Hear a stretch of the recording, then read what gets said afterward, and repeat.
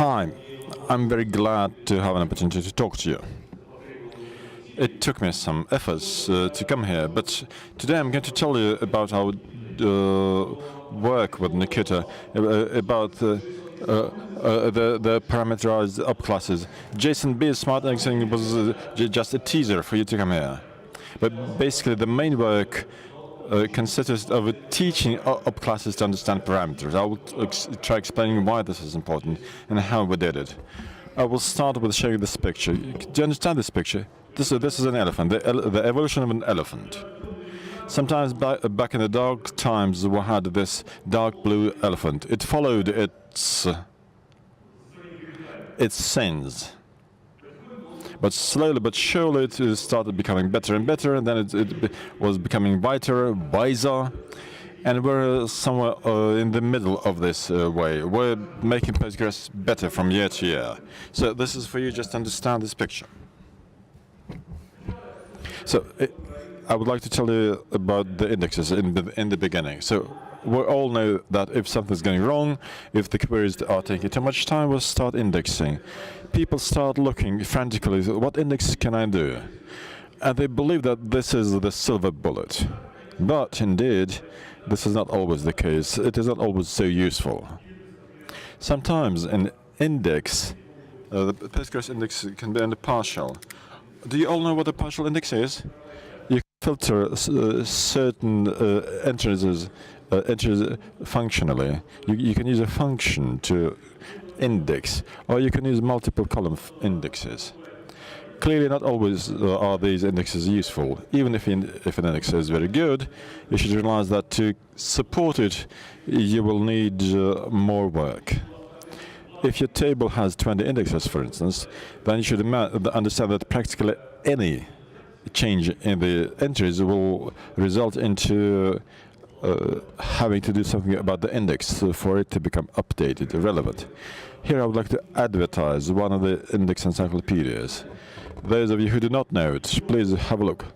Yegor Rogov came up with this fundamental work. It's about 9 lectures about indexes, so it contains everything you don't know about indexes. I'm very glad we have a man here who has undertaken all these efforts. Indexes, hash indexes, B3 indexes, SPGIST, Trigrams, and brins. You may even not know all of these indexes, but it's a very good case here. So it's an index encyclopedia. So what our work was about, we wanted to extend the index infrastructure. The thing is that until recently, or at the moment, you cannot tell the op class to transfer a parameter. You know, there's JSONs, B3s, they're all access methods. All access methods have their own infrastructure for indexes. They have their own op classes. And these op classes are indexes as such. So at the moment, you cannot transfer anything there. For instance, when we do programming, we sometimes insert some constant hardcodes. You may sometimes not even know about it, but these contents are not always useful, not always so easy, so handy for all the data types. For instance, there's a signature, this parameter signature length, and we have a certain default value, which you will not be able to change now. Although a user, you are the user, you know your data, and you can easily tell the system that you don't need such a long signature, you can make it shorter. But as a result, your index will become shorter and the queries will take less time, etc., etc. So the second case is when you want to index not all the data, but just bits of data. It's not a partial index when you tell the system where, etc. In this case, you just do the filtering. It's atomic type of data. So the non-atomic type of data. You have the arrays, you have JSONs. All this has a certain structure. And sometimes you don't want to index all of these structures. You want just to take a bit and to work on it. In particular with JSONb. Everything which relates to JSON can have a lot of letter in it, a lot of garbage. And the contents which you really want to query can be in a couple of branches. At the present time, you can do functional indexes for these branches, but this will have its own overheads on the processor, and the queries become too warped. To do a functional index, you should always mention in the index precisely the same expression which you used in the main index. Sometimes it's not so easy to do, and not too flexible either. One more thing, sometimes when you develop an index, developers know that there are various algorithms for indexing. For instance, integer arrays have two different types of indexing. One of them using ranges. The other one is to use signatures. At the present time, there are two different op classes. You create index for an integer array. Sometimes people make errors because this writes something wrong, and as a result, you get stalled. So you need to use a different approach. At the moment, you can regulate it at the op class name level, but basically you can just tell the index about the parameter. You can tell the index, I want to use this or that. So that was our motivation behind this work. So we came up with this parameter, this syntax. Create index, you identify the using the access method, and there's this array column, which we want to index using this op class.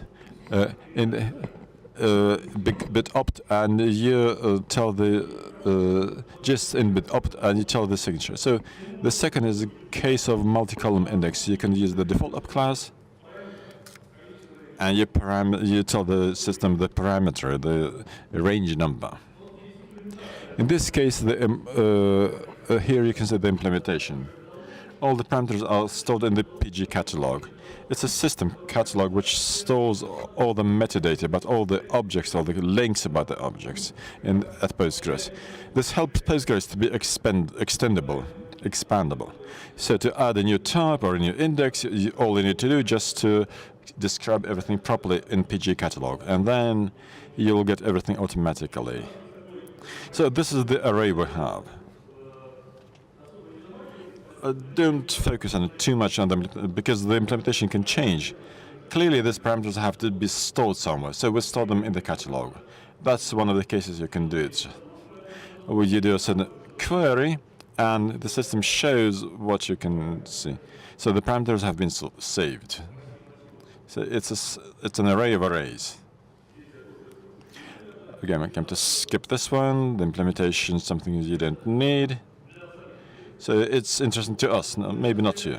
So, as we extend the infrastructure of the access method, until recently just had only 10 meta functions. We have added a 10th meta function, which is called the access method. It's because we need to transfer the parameters. But again, it's a technical thing. Here I would like to focus on extendibility. Some people underestimate this ability to extend. You say, okay, you can extend, so what? You know, Postgres was the first database that was designed as an extendable right from the very beginning. So here I'm taking this quote from 1987. Mike Stillbreaker, with his students, wrote an article about how a database should look like. And in this article, they wrote that a database has to have an ability to add functionality all the time. And they focused in particular on this functionality, saying that a functionality could be growing on its own. So gist, or this search tree, is one of the elements of this extendibility. I and Fyodor Sigayev have been working on it, and basically this gist generalized search tree gives a certain interface to the extension author. For instance, you don't need to worry about competition and restoration. These are very complicated issues. You can write an op class of your own, a data type of your own, but to writing how this can work on a competitive basis and how this can be all done well, it's a very complicated thing. And so gist helps you to do everything. Gives all these functions to you free of charge. All you do is you write your extension. And in doing so, you don't even have to reboot. So this is actually an example.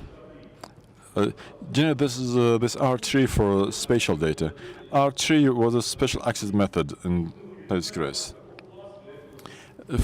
After JIST came to the stage, we simply rewrote it as an op class.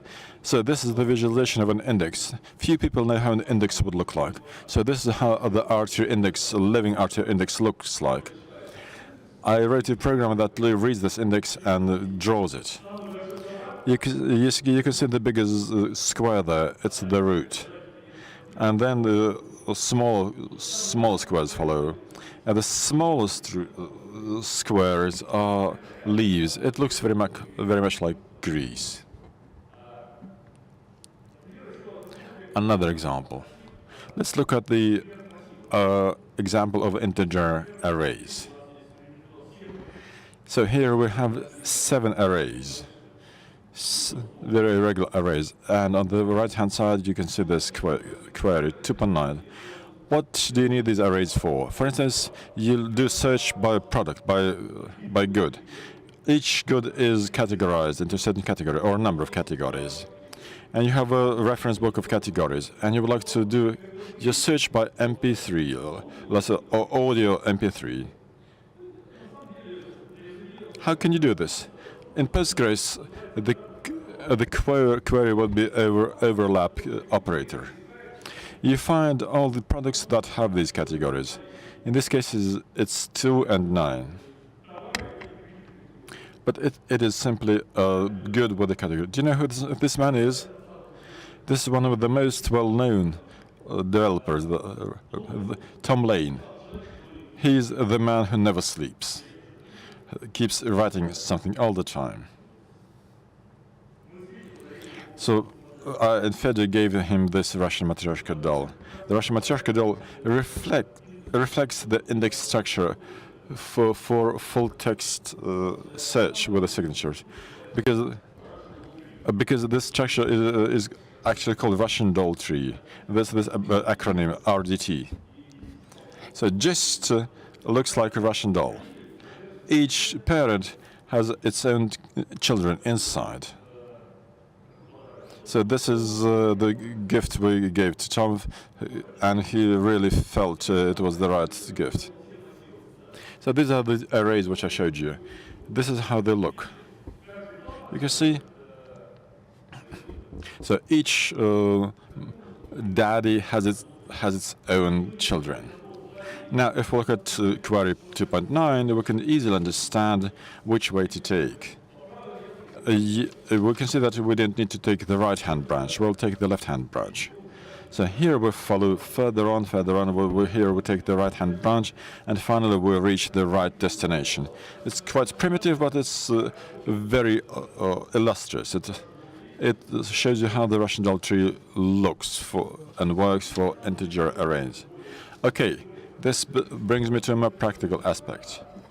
We don't use this way. We work using signature. This is how full text index, full text search looks like for JISTs. So we use the RD tree, but instead of arrays, we use signatures. The idea is very simple. We take each word and we hash it into a certain position in the signature. So we use the hash. CRT. You know that there are lots of hash functions, but Fyodor found out after lots of experiments that the Russian language is C3, C2. It's the most neutral hash functions. All the others are very good, very quick, but they come into conflict with the Russian language. Yeah, Fyodor is quite right. He's saying that all these hash functions were optimized for the English language. And the CR3 C2 is something which is very optimal for the Russian language. So we are taking a document which contains of 3 words, WD1, W2, W3. So we use our signature and we receive this result, 3 signatures. You do the superposition. This is going to be the signature of the document. And next, we use the filter, the very well-known filter. If the query, if there's a bit which does not match in the query and in the answer, then we ignore it. If it does match, then maybe this word does exist in this document. So the advantage of this is that the signature has a fixed length. The document could contain 1,000 words, 3,000 words, 2 words. But the signature, its size will always be the same. Well, clearly, we use fast bit operations here. But we also have used false drops because we use hash functions. Hash functions always imply problems with collisions. Let's look at these Latin proverbs, for instance. If we take these words, let's take a look at this example. And if we make these words into signatures, and if we build a tree, this RD tree, there were arrows there, but the arrows got lost while I was coming here. So, but we're looking for the word as. And then we use the blue filter and we find 2 arguments, number 1 and number 5. We can see that number 1 does contain the word as, and so does the second. And the 5th does not contain it. So this is the false drop. And you should leave it out at the recheck stage then. Now this brings me back to gist. We added a 10th function here to the gist interface. This function processes parameters. Well, basically, we use just the signature in various op classes. TS vector use the signature. Inter echo use the signature. There's also the L3 module. Do you all know what module L3 is? If you don't, please find it out. A short time ago, a very well developer wrote a series of 5 articles about L3. And he praised us a lot. But it's about hierarchy data. If you need to do search by hierarchical data, L3 is the right solution. It works with catalogs, with hierarchies. Trigrams. You all know what Trigrams is. It's one of the most useful tools to make to do searches with errors. All these typos, suggestions, you use Trigrams. Let's get an example with int array. That is the first module for Postgres that we wrote with further. So it is about 19 or 18 years old. And it is still in Postgres. And why? Because it is a very good, useful and fast module for null-free arrays. It supports transactions overlap, for example. It is a very fast index of support, and we provide 2 indexes. One op class uses ranges, and there is a tree on ranges, and the other is for signatures. But the practice is that I usually recommend to use the second op class, this int big ops, because very often people use default and then wait for a long time until this index to be executed. So further and I have to fix it, but not now. And here is a live example. I generate a million of arrays with 100 cardinality. The number of unique elements is 100, and every array is of a variable length from 1 to 100. So that is really a live example. And it is pretty useful just to play around it, to generate test data. The table itself is 255 megabytes, and that is what it looks like, ID and integer. And we have come up with two indexes. The first one with default parameters, and the default parameter has 252 bytes length of signature. And the second one is 64 and 32. And then let's see what happens afterwards. So we see that the first default index was created in 28 seconds on my laptop. The second for 17 seconds, and the third 15 seconds. So, and you can have a look at the difference in size. If the size used to be 451 megabytes, and now the user can have 86 megabytes size, and that is a good benefit and always pleasant. And we're not talking about size only, but also performance. For example, there are two queries, contains and contain. So we are looking for two arrays that either contain something or that are contained somewhere. And we can see that the query was executed fastest of all for 86 megabytes, and Q2 query has the huge difference. So we won both in size and performance. That is something that was not reachable for a person, because signature by default was used only. That further developed 18 years ago, and it even has a strange comment on it. And the user now can say, I have 50 categories. Why do I need a large signature? I will indicate this signature of 50, and I will have a good operating index. So that is an example of int-array. Now let us go to generated inverted index.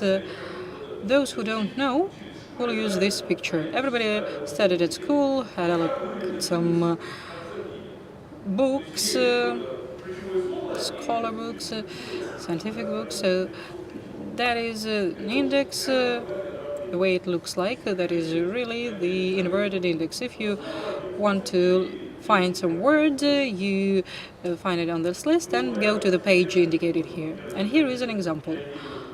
For example, if you would like to find compensation accelerometers, you see pages for the first word, pages for the second word, and then look at their crossing.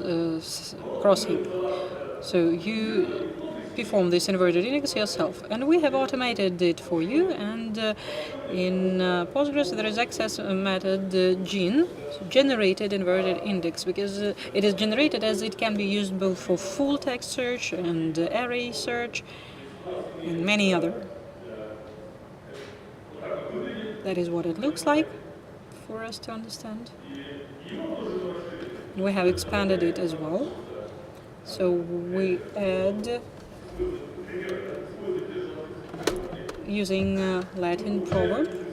We receive an index like this. So there is a word and there is an array of documents where this word can be found.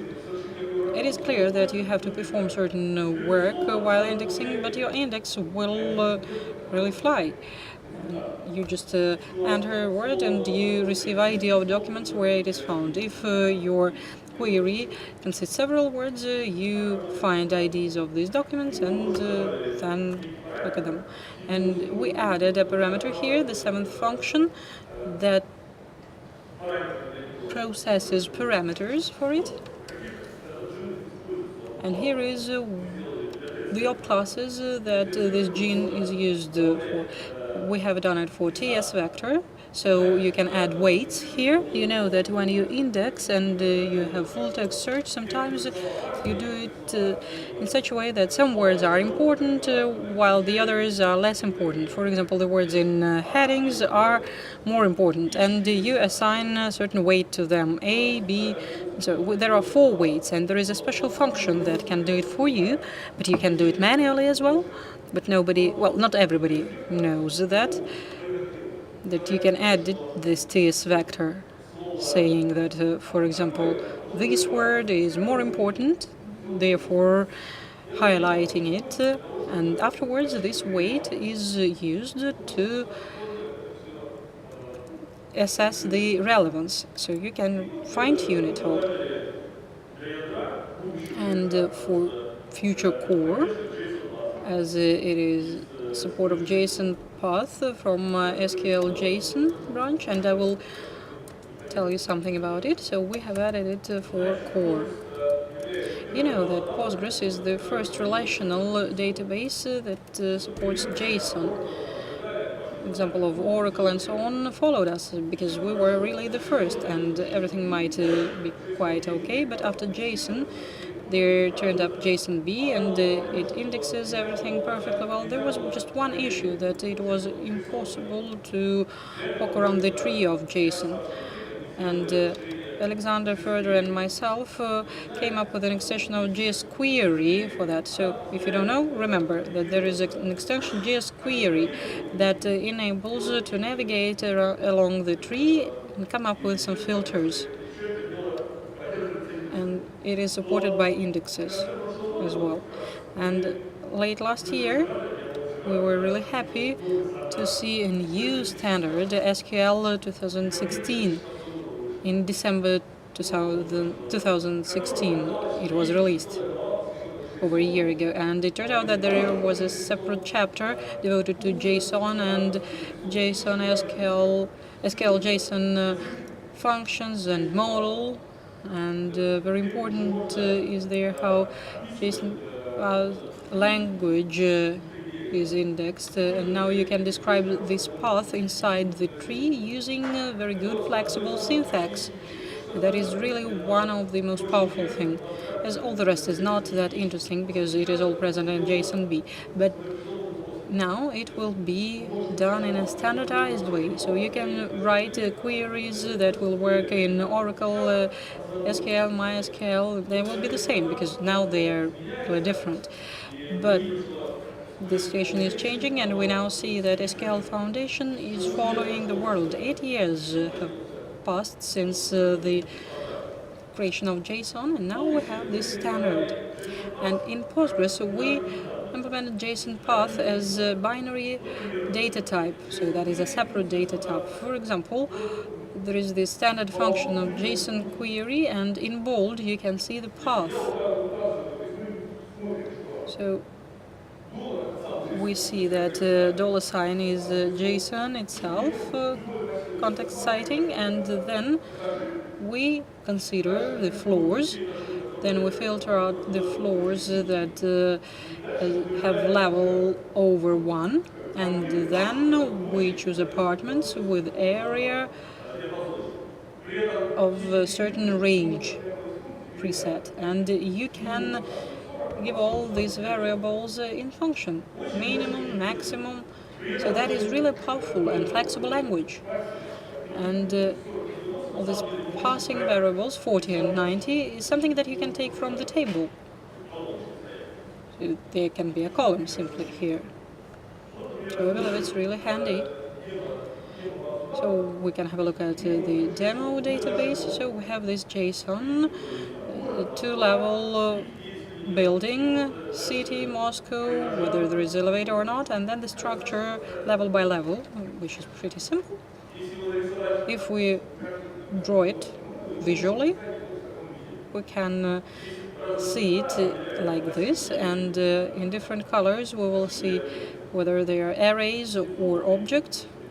And at the bottom you can see metadata, and here is an example of JSON path. For example, select all levels from 0 to 1, that means all floors, and apartments from 1 to last. So last is written as a word, and in green you can see what will be returned as a response, parts of JSON documents that we will receive and give to the function. And here we have to understand that as a JSON, you see the first apartment is not there, because in JavaScript the array starts with 0 and in Postgres with 1, so we need to understand it all. Here is a more complex example, the one I showed, the first query. So as a result, we just get this 5. And it was all enabled by JSonPath. And we implemented it, and Nikita Gluhov, I don't know whether he's here or not. So Nikita worked for a whole year on that, so that in Postgres 11 this all can be in place. That is how JSON query is done, and these are the things that we receive. An array. You can see that we have that we have indicated modifier with the wrapper, because a JSON query function expects a JSON text, not many elements, but just JSON text. So we can say that with the wrapper is an array. So we wrap this array. A very powerful function is Json Table. That is something that expects you in release 11, and you can view a relational document as a table. That is a really very useful thing, because afterwards you can do join, for example, with this table, with the result, and then only your fantasy can stop you.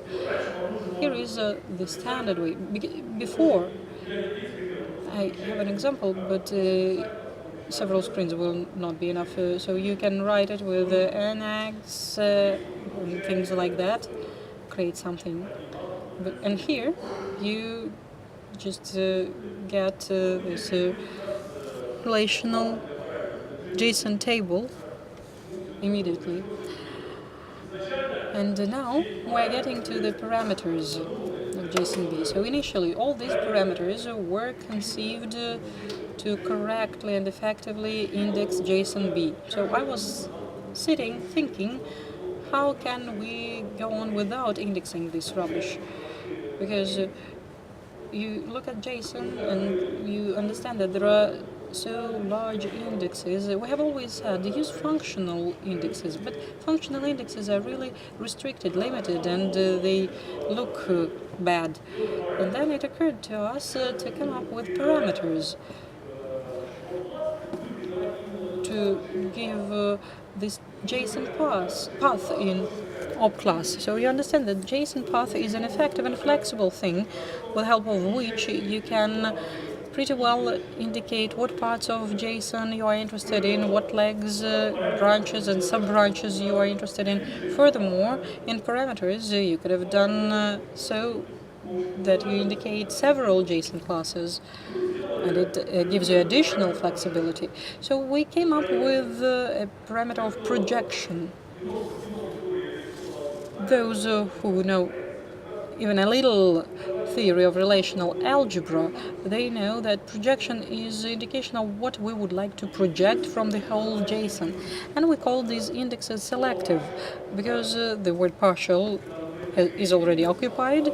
So that is when you indicate an index where something that is partial index. But in that case, your right will not get into the index. And in case of index and JSONB, that is not what you need.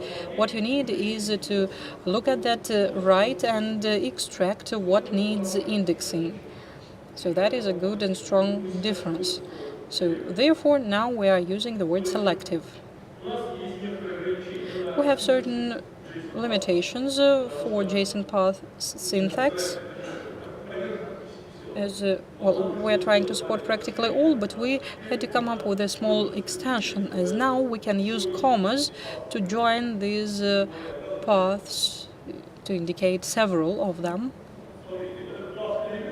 So here you can see path of elements, JSON path. These are the elements that we index: keys, then objects, random objects, arrays. So you can see 3, 5 to 7. So only constant indices can be indicated, not variable. But there is also such a notion as strict or lax, because JSON path can be considered either very strictly, or some errors can be forgiven, so to say. Or, for example, Scholar the call is caller, and your function expects an array. And in case of lax, caller will automatically get into array of one element. So lax allows to do so. And some errors are just ignored in lax mode. And in strict mode, you say that there must be this key. And if this key is not in place, we will argue. And in lax mode, we'll say, if it's not there, it's okay, I will return null. So it took us a lot of effort, Nikita a lot of effort to come up with support of these laxes. So you can see that in the first case, projection in lax mode looks like this, $, dot A, then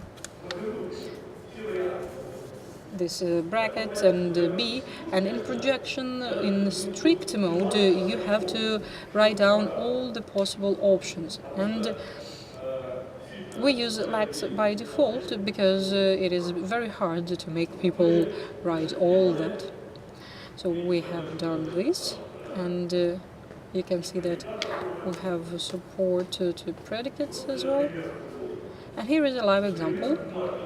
Here is an example of bookmarks, that is delicious bookmarks that I've been using for a long time, and they have this structure that is JSON document with ID, author, title, updated, tags, links, and so on, around 1,200,000 bookmarks. So we do different indexes. See? We state here that we would like to do the search by tags. So we write a full index and selective indexes. The first is a regular gen index, which uses JSONB options. It's the default op class. All you do, all this default class does, it indexes keys and values differently, and then it does the join. That's the way the gen does. But there's a quicker JSON path operation. We just write tags. We index this way, and then it's 10 times as quick as the first approach, the JSON option. So JSON path operation is somewhat limited. It does not support set operations, but the most important one it does. It contains the contains operator. So think about it. You can use JSON path operation is 10 times as quick on average. So we have made these selective indexes. We have stated projection, strip, to options for various op classes. We have already come up with 4 indexes. Next thing we do functional indexes. Create index using various functions and operators. We use JSON query function here, and we use operators here. The dollar, the hash, it extracts the dollar tags value. Then next we use functional indexes, which use standard, which are standard. The JSONB aggregate, JSONB array element, etc. But for this to become possible, we had to make 2 functions: bookmark tags and the other one. And then we use these functions.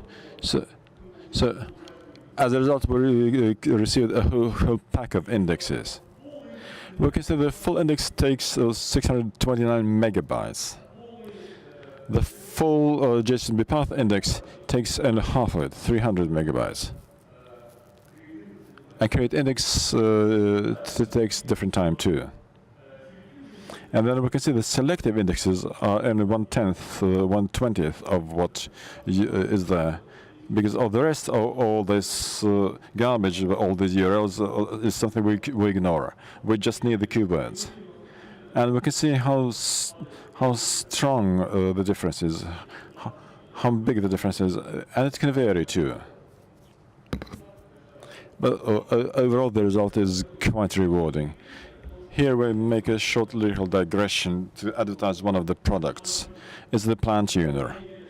So when you have to deal with this number of indexes, just imagine how you want to see how your query works. A simple person would make an index, would launch it, and then we'll have to drop the second one, work with it, etc. It's a very long, very painful operation, and it's the wrong way. Because if you want to change something on, you will have to redo it anew. So we in our developers' life use the plan tuner. I even wrote a short article about it, about how you use it.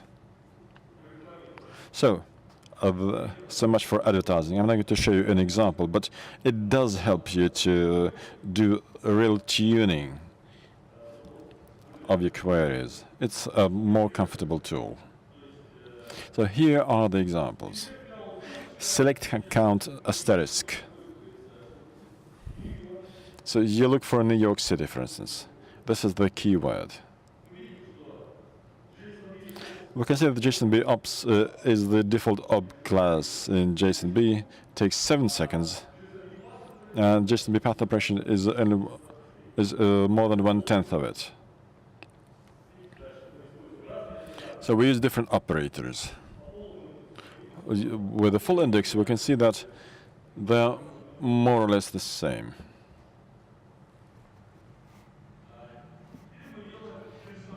Now we do the same queries, but for the functional index. For the functional index, you have to write a lot.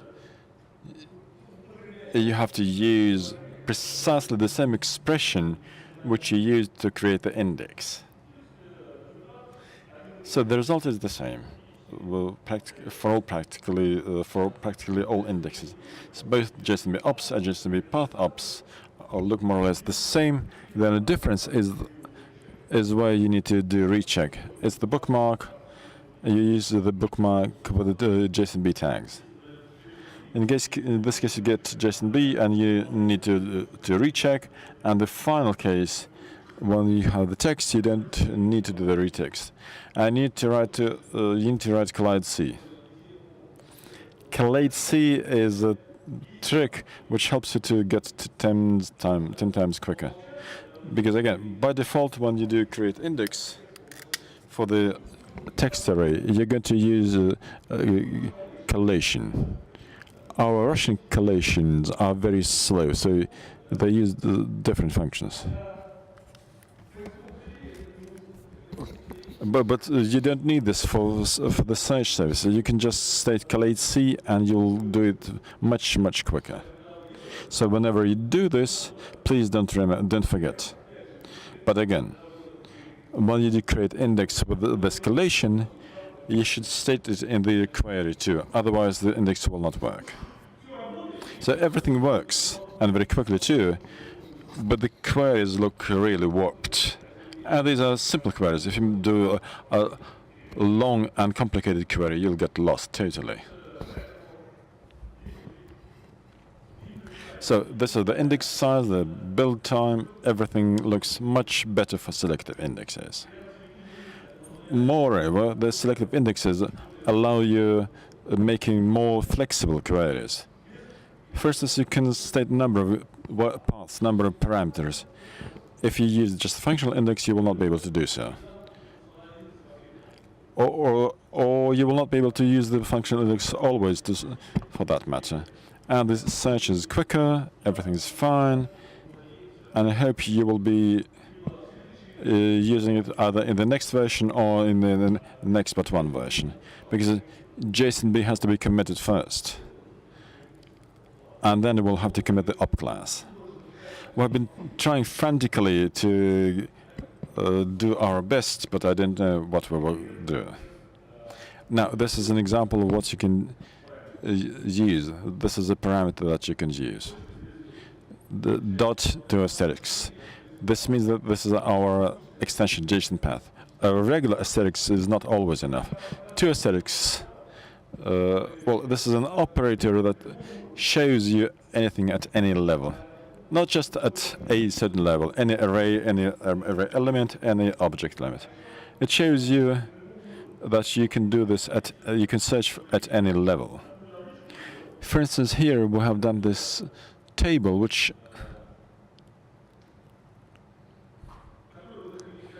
where we would like to do the search by color. You can identify that you want to index only those parameters where there's color.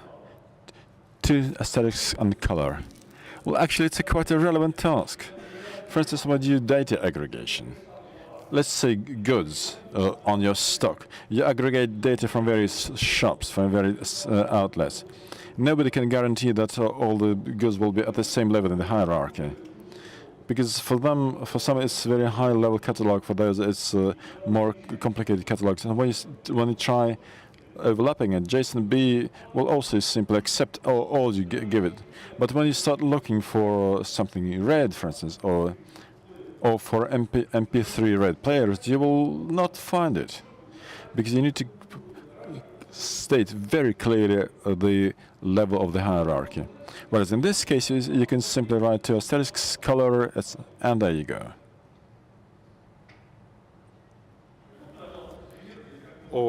So this is an example of how you can do this in a civilized way. $dot to aesthetics color, and there you go. I did not show you the query in a simple SQL because the page will not be enough. It will be a total pain in the neck. You'll have to unwind everything. You'll have to do this search. It's very long and very painful, and does not look good. A roadmap. So we would like to reach a situation where you can state filters too. So you can identify here. So this @ sign is the current element of the array. The dollar brackets and shows any element in the array. And now we need to show that the value has to be below 5. So we support these expression indexes, $A plus $B, or datetime support. So we support the date and time. Do you know the SQL JSON? When I first started reading the SQL JSON standard, I saw that the SQL JSON supports date time. This is what people from the world want to get. Let them want it on and on, because the datetime support is there, but it's not in the type of storage, it's the past. So you simply specify the template, and then it will validate everything. Type support. We would like to be able to support Junior and just query. That reminds me that there's going to be a new version to be published shortly, and it will help you to identify filters like you do in JsonPath. So this is our last slide. Don't think about any other databases. All you need is Postgres.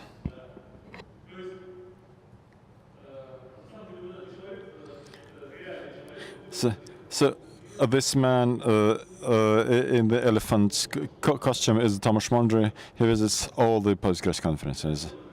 I even wanted to bring his costume here, but you know, it was quite a complicated task. So I would like to conclude by telling you that we call Postgres a universal database, which means that if you start on a new project, you don't have to think about any other database.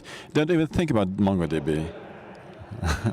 Because sometime later, you will start bumping into its problems, into its performance, or insufficient functionality. And by that time, you will have already built a lot. So it will be very difficult to migrate to another database. With Postgres, you don't need to be afraid. You start, you develop, if you just, you will be able to add it. If you need a node play, no problem. So everything is simple. If you want something else, well, come to us, pay some money to us, and we'll write an extension for you. You can install it. Or hire a student from the university, he will write it for you. So So Postgres is really a universal database. So I'm done.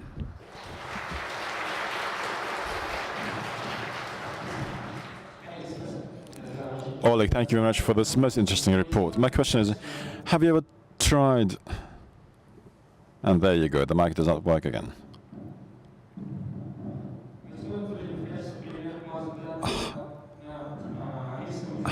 You used databases in the English language.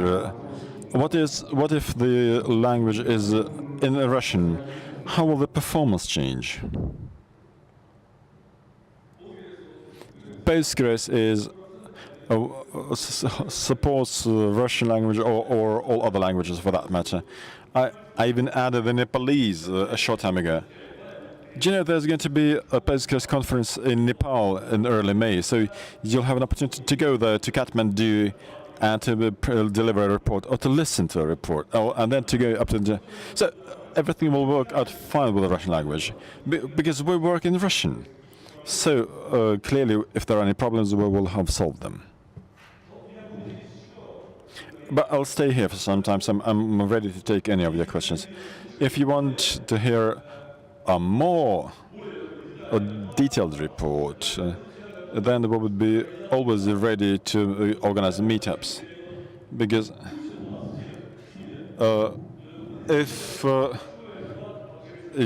you want, we can make a major report on JSONB or skill JSON, because this audience is a bit wider. Hi, I'm Dorofeim from Juno. I have this question about all these operations and operators in Postgres. Clearly, they're all extensive, but the alphabets where you can take the name of the operator is quite limited. When you want to make an operator and you want to make an operator that makes cats an emoji cat, and you want to take one certain type of data and then take a certain other type of data, but you cannot do it because all you can do is more or less dot, asterisk, etc., etc. Dorothy, I'm at a loss. You know, you want to speak in hipster language, right? Well, you know, we haven't been thinking about it, but now that we're talking about it, maybe this is doable. Fyodor, do you know anything about it? We need a list of these characters, like percentage and dots, and I'm sorry, I cannot hear what Mr. Sigaev is saying. So basically, we can extend the list of characters. Yeah, quite a good idea. We can add emojis to these characters. Why not? What will be the purpose? Yeah, we have the hipster generation. They like writing a JSONB and then a cat face. You know, I think that the number of Postgres users will grow by an order of magnitude, just because it's going to be cool to use all this hipster science. Okay, I'm very glad you gave me this opportunity to talk to you. So I encourage all of you to use Postgres.